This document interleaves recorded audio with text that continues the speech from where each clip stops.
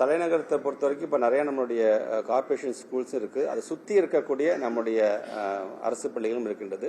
கண்டிப்பாக அது சார்ந்து, ஏன்னா இப்போ ஒவ்வொரு ஊர்லேயும் ஒவ்வொரு விதமான பழக்க வழக்கம் இருக்குது. பட் இங்கே நாங்கள் வந்து 34th பிளேஸ் வரும்போது அது எங்களுக்கே ஒரு மிகப்பெரிய ஒரு அதிர்ச்சியாகத்தான் இருந்தது.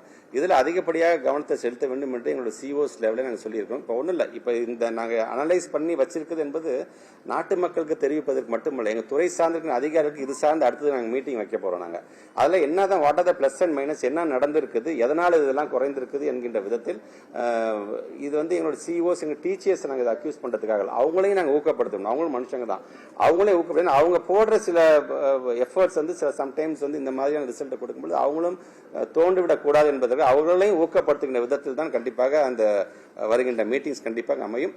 அந்த விதத்தில் நீங்க சொல்ற மாதிரி தலைநகரம் வந்து அடுத்த கல்வியாண்டில் ஒரு நல்ல ஒரு இடத்துக்கு வரும் என்கின்ற நம்பிக்கை எங்களுக்கு இருக்கு.